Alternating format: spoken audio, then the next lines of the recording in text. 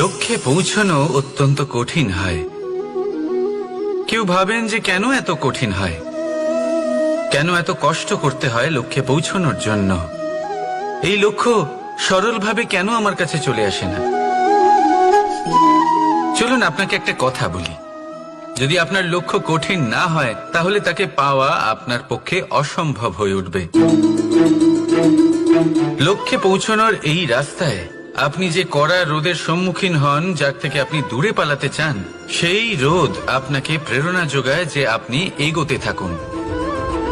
ভাবুন একজন যাত্রী যে কিনা নিজের লক্ষ্যের দিকে যাচ্ছেন, সেই পথে উনি যদি একটু ছায়া পেয়ে যান আর উনি ওখানে বিশ্রাম নেন, তাহলে তার সাথে তার ভাগ্য গভীর নিদ্রায় সেখানে বিলীন হয়ে যায়।